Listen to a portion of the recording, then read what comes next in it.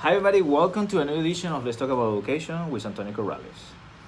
We have heard before about programs to help students, educational initiatives and educational incentives to help our students to be successful in their careers. But what does it mean to learn about financial literacy? How can we reach professionals and students since they're little in terms of finance and making wise decisions in the future? Well, today we have the honor to have with us Kelly Hejtmancik, who is an expert in finance and financial literacy. He's going to be telling us in simple terms what does it mean to learn about financial literacy in terms of future careers. Kelly, thank you so much for being with us today. Glad to be here. Thank you for having me. Absolutely. Kelly, why don't we start by letting you introduce yourself to the audience and kind of letting them know how do you get to where you are in your career. Okay. Well, first and foremost, I come from Galveston Island, born on the island here.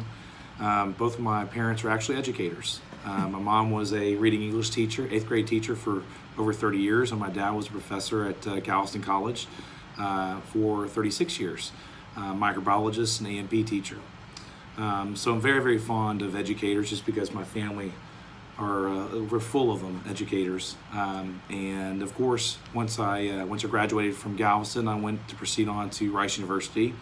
Graduated in top 15% of my class, double major, and then came into the financial world through New York Life, and have been there for 16 years, and now I've moved over to Mass Mutual as a partner and as a financial advisor there. So 17 years of advising as far as financial literacy, financial planning. I am married, have two beautiful kids. One's at A&M and the other one is at NYU. So yeah. That's a little bit about myself. That is fantastic, Kelly.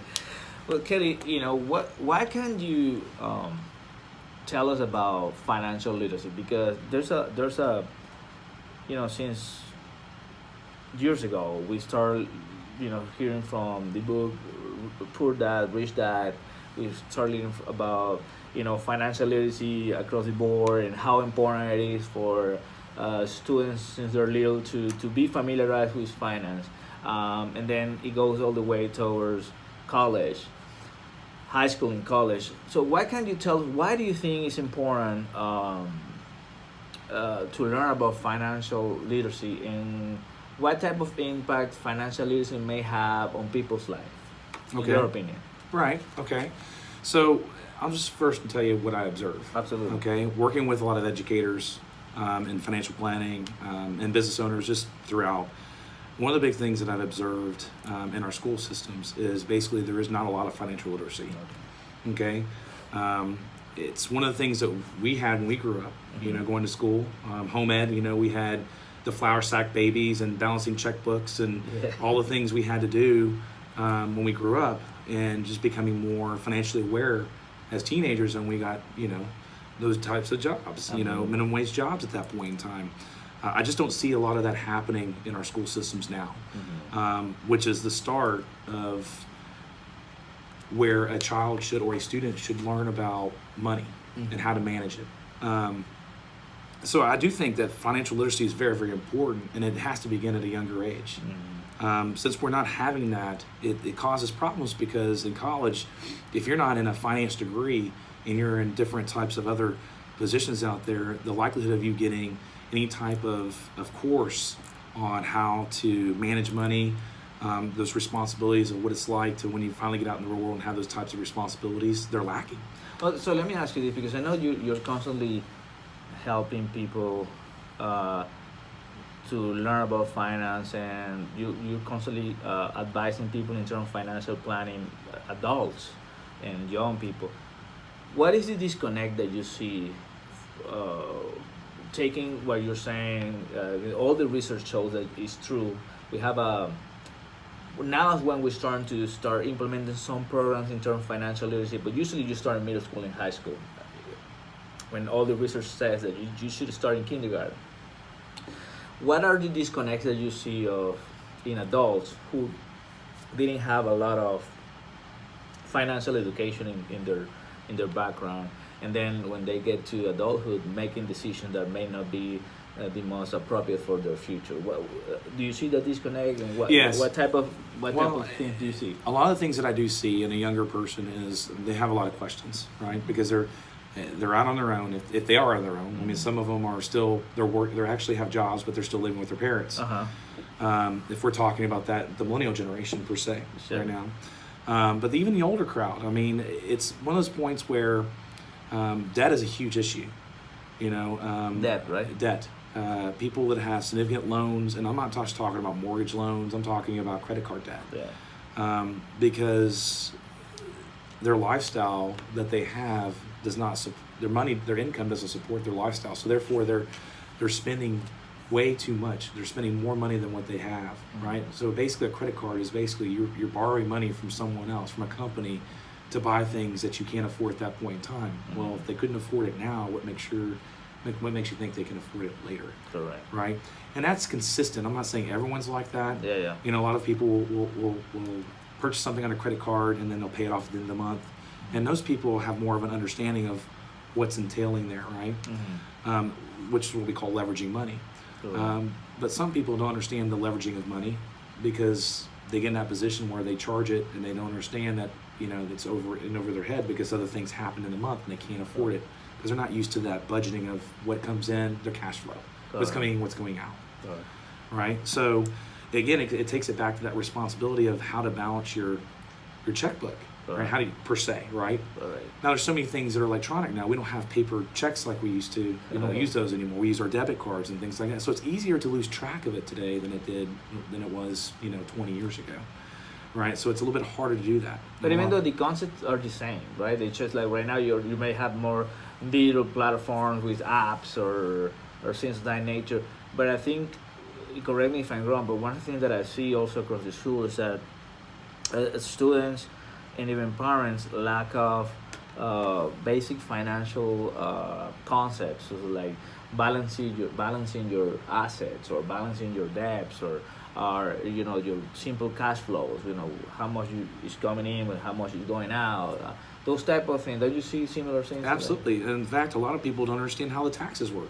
when they look at their check stub, for the first time, they finally get their first job, right, where it's a decent salary, as far as after college, they look at it and they finally realize something that I probably realized when I was 16 when I worked 40 hours at an IHOP, that how much taxes come out of your check, and how do you utilize this to make everything work, right? Because they didn't have an apartment, they didn't have a house, they didn't have the things that we have now, on top of the fact that cost inflation and things have become more expensive. So the child that gets out of college, one of their first things is, I want to go buy a house. Well, it's becoming harder to buy houses, right? And that's not just because of things are becoming more expensive around us, it's because of the regulations that the government has put on us, even from the 2007 recession, right? Exactly. With the mortgage bust. So it's really, really hard for kids to come out of college and to build, especially if they have these types of debts and they're not used to it and they're not educated enough to really have the balancing, like we're saying, the balancing the sheets and all the things that come along with it. Now, for educators who may be looking at us right now, teachers, principals, and superintendents, in your opinion, based on your experience, because you're a father too, and you have two teenagers almost going to adulthood yourself, what is, in your opinion, one of the best ways to approach financial literacy with children, and how to motivate millennials about financial literacy? Because we understand that millennials have some trends, even though we cannot put every millennial in a bag because everybody's different. Right. But there's some tendencies that all the research shows that millennials have specific characteristics. And you and I were talking off camera a little bit about that, which I found really interesting. But in your opinion, for educators who are looking at us right now, what do you recommend them to do to, number one, start financial literacy in their organizations, pre-K through 12, even higher ed in community colleges or whatever? And what are your thoughts about motivating millennials about financial literacy? Okay. Well, I mean, when I say start young, I mean really young. When they're able to do household chores around the house, and we do that with our kids, right? Yeah. Give them a weekly allowance to take the trash out or do those kind of things. Take it one step further. A allow them to make their allowances for doing their chores around, so they get rewarded for the things they do that we expect them to do as a job, right? But then take it one step further and help them start dividing whatever they make of their allowances to a percentage in the savings, right? A percentage maybe to church, tithes, things like that. Short-term goals, like if they want to go to the store and buy themselves a little toy or something like that, the short-term goals of having a piece of that percentage of that allowance to go to that, so they understand the value of the dollar when they and let them buy it, at the store with their own money. And then also take some money and, a piece of their allowance and put it into a long-term goal, right? Something a little bit more extravagant than just, rolling into the store, on a daily basis or a weekly basis. Right, a savings for something that they feel would be important to them, right? If we can do that with a young child and start embedding how to balance and how to work whatever they receive as kids and allowances, they'll start getting that track record to start building upon that, so as they get older, they understand about how to manage their money. Well, and not only that, it's really interesting because, all that is connected to math, to writing, to reading, because they have to implement all these tools. And I have seen schools, for example, implementing a reward system within the entire school with money. And so, for things that they do correctly, students get rewarded with that, and if they don't do the things right, they just don't get the money. So the students at the end can have specific, like you're saying, financial goals within that money that they gain within the school. And right. The school, buy specific supplies for the kids being able to buy with the school money that they receive.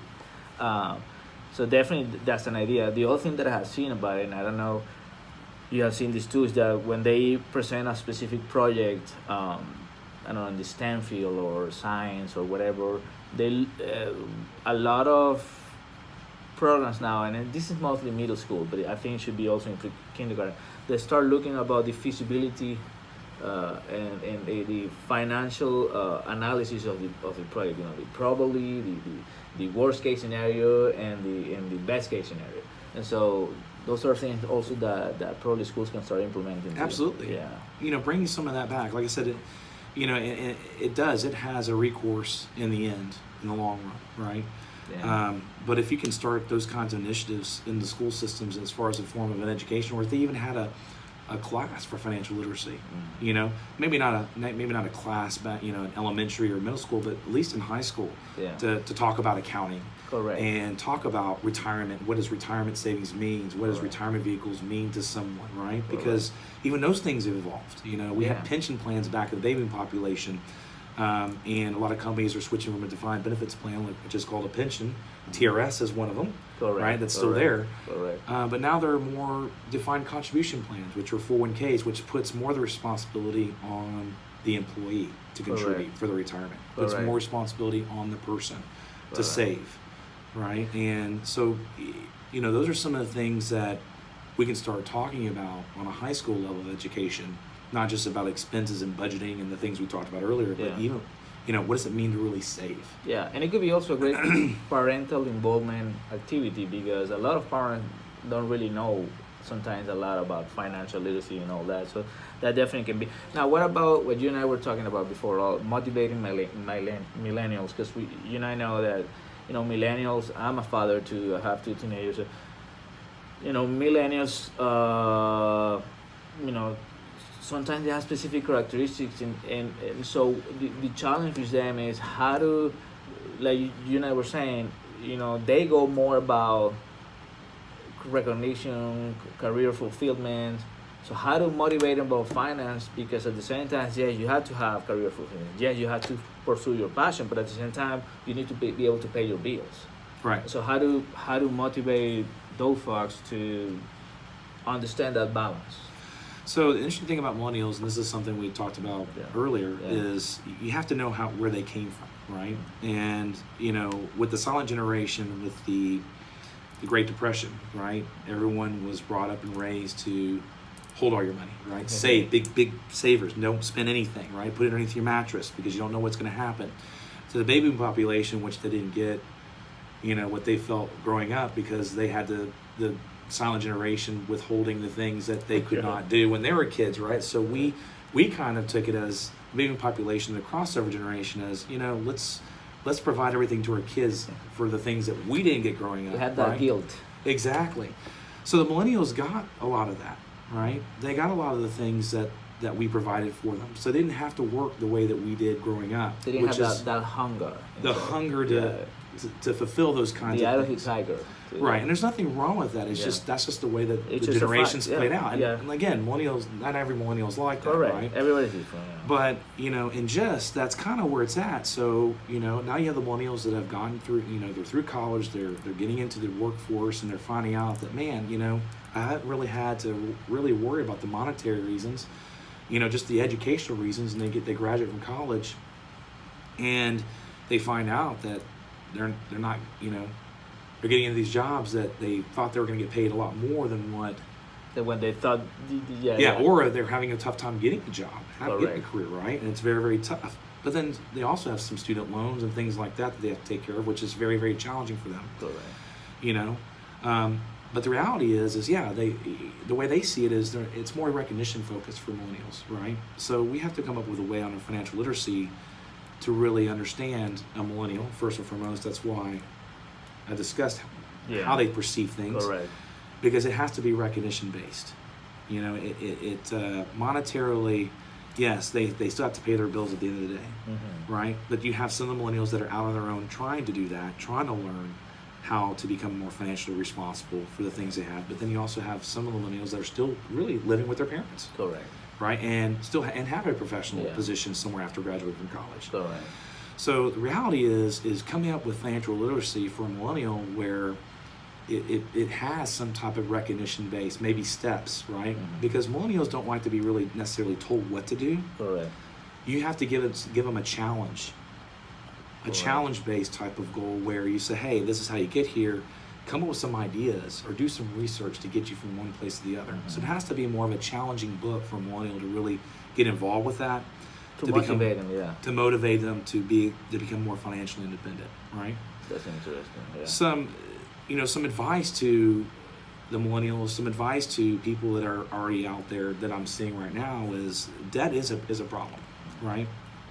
And for a financial advisor to really help people save money, they have to, we have to look at their cash flows. We have to be able to know, okay, what's coming in. There has to be some money that has to be there for savings to go out to build for their future, right? Well, why don't you expand on that point? Because I think that's a really important point, and a lot of people out there, they semi understand the burden that debt may mean in their life, but they're not really truly understanding in depth. So in depth. So what, in simple terms, why debt is such a burden for families? Well, it's a burden for families because it's money that they've borrowed, right? That they can't pay back. Correct. Or having a hard time paying back, per se, Exactly. right? And the reality is because the interest rates, Correct. right? So one of the big keys I think that I sit down with a lot of clients is consolidating that debt first and foremost, and teaching them how to have a savings account, right? Those are two pillars of the financial building foundation is, debt, reducing debt, and building a savings account, right? Taking your money and utilizing, in other words, taking the debt you have and consolidate the debt to the lowest interest rate that you can get to, and paying it off as quick as possible. But don't find yourself in the same position by accruing more debt in other places. In other words, like for example, you have a debt and then you get another credit card to pay that debt, and then you have, you keep building. Unless not building credit up or debt up, but reducing it, right? Now, debt is not necessarily bad. Debt helps build credit, right? So, and again, leveraging your money. It's just to the point where people get to the point where they can't control it. Because they didn't understand it to begin with. And so now that it becomes out of control, it's a very stressful situation for a family, because now they're seeking guidance on, okay, well, how do I get out of the situation. Correct. Like And- a spiral, and then it affects their monthly cash flow. Absolutely. And then they can't save, they can't put money away, and then it what it does is it positions the client, it positions the person into believing, okay, I can only think about the todays and how to make it throughout the day, Correct. as opposed to what's going to happen 20 years from now when Correct. when I'm It trying to basically retire. it's an American dream killer. Basically. Exactly, it can Yes, be. yeah. Absolutely. Yeah. You're absolutely right, It's Antonio. tough. It's tough. Now, what about the teaching of financial literacy to adults? Because a lot of schools who are maybe watching us right now, superintendents or presidents of universities, maybe in need to have ways to reach out to parents, and because you and I know that it's a teamwork. It's not only teachers and educators, but it's also parents. So it's a combination of both to help society. So what are your tips for adults who already have their minds already formed and their ideas? What are your advice to teach financial literacy to adults? Okay, so adults I'm gonna come back with a question, Antonio. Yeah, but like I would adults say, of are we talking about 18-year-olds and growing, or are I'm we talking about like someone that's 20, already out of college? 25 and older, that are not millennials, let's say 30 and older. Okay. Who are the parents of those kids in the school? Right. Okay. Well, I mean, reality-wise is, I don't know. With colleges, I know there's classes that could be taken that obviously they don't have to be an undergrad or anything like that. Yeah. But there's classes that could be taken off-site to talk about financial literacy. Yeah. And if And we the, can the make, reason why I didn't want to put you in the spot, but I know you one of the things that I admire a lot from you is I've been knowing you for years, that you spend quite a significant amount of time sitting down with your client, not only to sell them a product, but really to explain the rationale behind financial literacy and financial planning. So you have a lot of experience sitting down with adults who are probably have worked their whole life to build a career, but they haven't been really savvy in the financial area. So, Right. and I know for a fact you spend time with them. So that's why I ask you, because I know you have a lot of experience bringing that to simple terms, Okay. for them. well, and to add to that, there are classes out there, right? But if they really want to sit down and really understand about their own financial literacy, about a little bit more about themselves, Yeah. they really should sit down with a financial planner, Correct. right? Because the way, and this is one thing about the millennials too, I'm going to bring the millennials into this section too, is Yeah. that the millennials, from the date of birth on, they've been the first generation that has been all internet based, right? Yes. The internet was born when the millennials were born, right? Correct. So there's a lot of information out there on the internet about financial literacy. Mm-hmm. The problem is it's hard to filter it, right? Totally. Because you have financial advisors out there that state to do one thing, but then you have other financial advisors out there and saying on the internet that say to do the complete opposite, right? So there's a lot of miscommunication on the internet, so it can Right. really mess with someone's understanding of what they should be doing and leave them confused Well, it and could be frustrated. overwhelming, yeah. Right, and overwhelmed, and so therefore they really don't do anything at all because they don't know which way to go. So Right. the reality check is they really should sit down with someone that could do what we have talked about, where Yeah. an advisor that would sit down with them and educate them, first understand what their concerns are, right? And heck, that person might not even know what their concerns are yet, right? And Because with- they might with- not even know there's holes in their bucket yet before they sit down with an advisor to really say, hey, there's some gaps here. And that's a fantastic point. So, without trying to put you in the spot, because I know you have colleagues out there, but what are some red flags for, people who may be looking at us and they may be dealing with a financial planner that, when advising about specific things? Because one of the main things for an adult, in my opinion, my experience, is developing trust. If you don't trust somebody, it's going to be hard to trust them with your money. Mm-hmm. So and I know you're big on relationships and I think that's why a lot of people gravitate towards you, because people trust you. So what are some red flags for people who don't know you, people maybe looking at us from Alaska or from Toronto or from, and they may be looking for a financial planner. What are some red flags that they have to be cautious about when they reach out to somebody for advice, and all of a sudden, they get in a situation with? Well, first and foremost, one big red flag is it can't be rushed. Okay. When you sit down with someone, you're going to know right off the bat if it's product driven, right? Because all they're really interested is selling your product, right? Right. There's a bunch of product salesmen out there, okay? And it's shameful, right? Because they're in the industry to really help people. And yes, do those products help people? Yes. But that might not serve the true need for that person. Correct. Does that make sense? Correct. So one of the things that I would always say is when you sit down with an advisor, make sure they're sitting down with you to not necessarily throw products at you, but really understanding your situation completely first and foremost. Correct. What is it that you're concerned about? What is it your needs?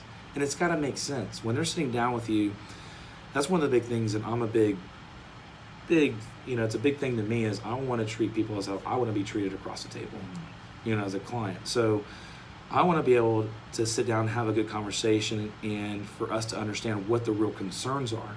The products are the end games. They can go and buy products from anywhere, right? In the internet or whatever. The internet, the Yeah. insurance, investments, they can do all those things. What people are really looking for, or what I feel people are looking for, is the relationship. Is for someone to trust someone that's a professional to make sure that they are meeting all their needs. Understand the big picture of that person. Yes, and education is one of them. I think that's one of the big things that my parents have taught me growing up is because they were educators, Totally. that you just can't simply have a student in your classroom pass a test without really educating them on what's supposed to be on the test. The concepts. The concepts. And so I think that financial literacy, I think a lot of that will really come from if someone is not wanting to go on the internet. And the internet is great when it comes to learning about what an IRA is, right? Or learning what life insurance means, or disability, right? Or what a 401k or 403b, definitions, you're right. What those really mean, right? What it doesn't do a good job of is, making sure that those types of products fit in someone's financial portfolio. The application of those products. Exactly. Because they're applied in all kinds of different types of directions, right? Situations, yeah. Right? That makes sense. And everything has risk, right? Everything has risk. Even your bank account has risk, Correct. right? And that's cost of inflation. So I guess for the viewers, it's important for the financial planner really cares about the specifics of your situation before selling your product. That's correct. Right. Because, to me, it's important to me to build long-term relationships with clients, Correct. right? Correct. And I think it's important for them to understand that too.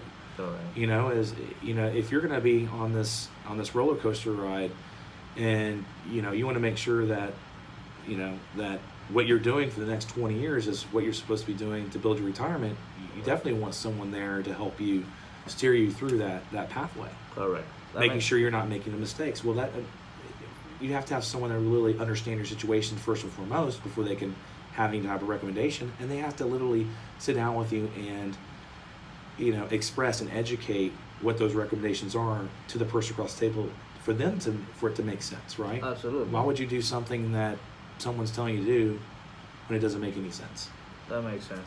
Now, Kelly, what recommendation do you have for working adults who are looking at us right now and they may be struggling with their finance right now? What are the steps that you would recommend them to do right now? They may be looking at us right now, they're in a desperate situation, they're working people, but somehow they don't have it together in terms of finance. What are your recommendations? Okay, well, first of all, just assess the situation. Again, debt is usually where a lot of people start out, even at college. Student loans. One of my recommendations is look at your student loans and see if you can consolidate those or restructure those to where you're not paying a huge amount of money off your student loans. Now, student loans, you can write those off your taxes as well, right? If they can restructure their student loans and to pool more money to where they can actually keep as opposed to paying it through their student loans, they can use that to start creating savings accounts, to start maybe even putting into a 401k at work where there's a match, where they're starting to build retirement, right? As opposed to maybe not, being absorbed by a student loan that's just a ton of money to them at that time. And I think that's a good point about the student loan because, correct me if I'm wrong, but the student loan it's not something that, because it's a federal funded type of loan, you cannot ever resign to that loan or something Right. like that, right? You cannot declare bankrupt, right? You can't. Yeah, you can't declare bankruptcy on student loans. So But you can definitely reconstruct them. That's why you recommend reconstruction, because Right. it's like a burden you can take out with another type of. Right. With a lower interest rate, with a longer term, to where it frees up some cash flow, to where they can start reallocating that money to something else. A savings account, building their savings, right? Utilizing that to put into some retirement money and some other things that are important to them to build their financial portfolio moving forward. That makes sense. The other thing is any other debts that are out there, depending on how much debt they have that they've accrued, credit card debt, these other things that are high interest rates that I'm talking about. Some of these credit cards I've seen are 23, 24%. 25. Yeah. 25%, right? 25% of whatever you're putting in for the year on that balance is going to interest. You're never going to pay it. Right? So how do you consolidate these? You can do, people depending on their stage of where they are. If they have a mortgage, they can do a home, refinance their house for a lower interest rate. That interest rate could be tax deductible to them again, Yes. as opposed to credit card debt. It's not. That's not, yeah. Or they can consolidate those credit card debts to a consolidation loan, where they can wrap everything together with a low interest rate. Some of them even have 0% financing for a year and just try to pay down as much as possible to get it going. That Right. makes a lot of sense. Key thing is getting rid of the high interest rates, right? Yeah.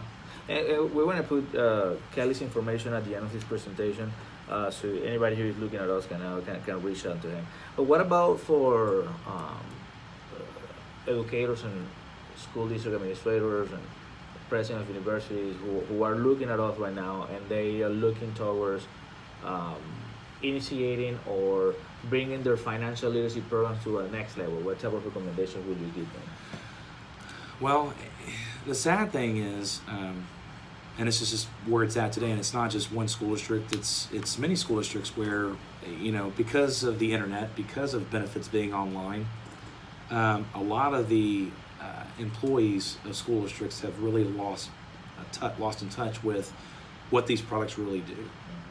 They're not as educated as they once were when someone was across the table. So the beautiful thing about online benefits is that they're able to really quickly go in and choose what they need. However, the negative side of it is that there's no education behind it with someone that really says, okay, well, how much insurance do you really need, for you and your family?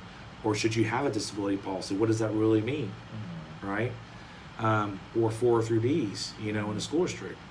So I think that, superintendents are listening today. One of the big things I think that really needs to happen is you need to have someone there as a representative for those school districts to really sit down and maybe basically have some basic meetings on what these benefits really mean. Correct. Non-biased. Correct. What I mean by non-biased is they're not there to push products. They're there to have an understanding and educate the staff. The educational community. Right, of what all these things really mean and why they're significant to these people, not just work-related, but their families, right? Making sure they're doing the things they can do for themselves and their families as far as the benefits that are offered within the school district. I think that's a major step that can definitely happen there. Well, and that's totally applicable to universities as well, because I see the same issue in community colleges and in universities where a lot of faculty and staff members are not really educated in terms of what the benefit means. Right. You know what I'm saying? And that would be, that's a resource, but then also that could be a very good resource for a college or for our university or a school district to have an advisor there as a resource to give these educational types of speeches or classes per se to really allow people to understand what they really have at work. Correct. Right now, if they want to go sign up for those things, that's another story. That's all on them as far as the responsibility. But I think that the education is lacking for them to really understand what the importance are. Therefore, if they don't understand how important it is, they don't want to put in their priorities. Yeah, because remember, it's money. It's money. All these things that they do is always dealing with money, yes. right? So where is it in their ladder of how high up the ladder is it? Importance of doing what they need to be doing to be financially savvy or to be doing the financial things that they should be doing to protect themselves and their family or in their future. That makes perfect sense. Well, Kelly, I want to thank you one more time for being with us today. You're welcome. Yeah, folks out there, remember that we had this interview and many others in Antonio Corrales' YouTube channel. Let's talk about education with Antonio Corrales and StarlingEvaluationAssessment.com. Thank you so much for being with us today, and see you next time.